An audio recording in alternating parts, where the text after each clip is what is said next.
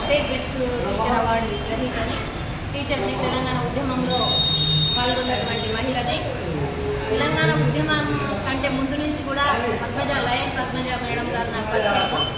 వీరితో కలిసి అనేక కార్యక్రమాల్లో, స్వచ్ఛంద కార్యక్రమాల్లో కావచ్చు, మహిళా సాధికారత ప్రోగ్రాంలో కావచ్చు, పండుగలు, మన నిత్యం చేసుకునేటువంటి భారతీయ సాంప్రదాయానికి సంబంధించినటువంటి పండుగలు అన్నింటిలో కూడా మేము భాగస్వామ్యం అవుతాము. అయితే ఈరోజు మేడం గారు 24వ సంవత్సరం పూర్తి చేసుకున్న సాయి శివాని కల్చరల్ అసోసియేషన్ పూర్తి చేసుకున్న సందర్భంగా వావ్ అవార్డు అందరికీ మహిళలకు 101 మందికి ఇవ్వడం అనేది చాలా ఆనందంగా అనిపిస్తుంది.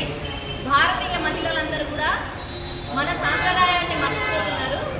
మన తెలంగాణలో బతుకమ్మ పండుగని బాగా జరుపుకుంటున్నాము, కానీ మనము ఏమవుతుందంటే పాశ్చాత్య సంస్కృతికి ఎక్కువగా బానిసలైపోయి ఆ సంస్కృతి వైపు అడుగులు వేస్తున్న ఈ సంస్కృతిలోకి అడుగు పెడుతున్నటువంటి యువతని మార్చే నేపథ్యమే ఈ మన భారతీయ సాంప్రదాయము, సంస్కృతి. మనము ఈ నవరాత్రులలో ప్రతిరోజు కూడా అమ్మవారిని ఒక్కొక్క రూపంగా కొలిచినట్టుగానే మన తెలంగాణ ప్రాంతంలో విశిష్టమైనటువంటి పండుగ బతుకమ్మ పండుగ. దీంతో పాటు మనకు ఫిబ్రవరిలో సమ్మక్క సారలమ్మ జాతర మేడారంలో కూడా జరుగుతుంది. అయితే ఈ తెలంగాణలో పుట్టినటువంటి ప్రతి మహిళ కూడా ఒక ధైర్య సాహసాల కలిగినటువంటి వీరవంతిగా, రాణి రుద్రమాదేవిగా, ఝాన్సీ లక్ష్మీబాయిగా ధైర్య సాహసాలతోటి ఉండేటువంటి వీరవంతులని చెప్పవచ్చు.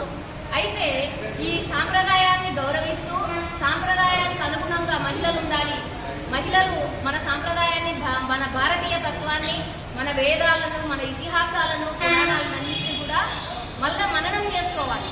అంటే ప్రతిసారి కూడా వర్తమానము, భవిష్యత్తు, భూతకాలాలు మళ్ళా రిపీట్ కావాలి. భూమి ఎట్లా తన చుట్టూ తాను తిరుగుతూ సూర్యుని చుట్టూ తిరుగుతుందో మన సాంప్రదాయాలను కూడా మనం ఎప్పుడు కూడా మర్చిపోకుండా సాంప్రదాయాలకు అనుగుణంగా ఉండాలని చెప్పడమే ఈ బతుకమ్మ పండుగ. ఈరోజు ఈ అవార్డు ఇవ్వడము, పద్మజ మేడము ఒక మహిళగా అనేక కార్యక్రమాలు చేస్తూ దీనిలో భాగంగా వారు ఈరోజు వావ్ అనేటువంటి అవార్డ్స్ ఇచ్చింది. ఈ అవార్డ్స్లో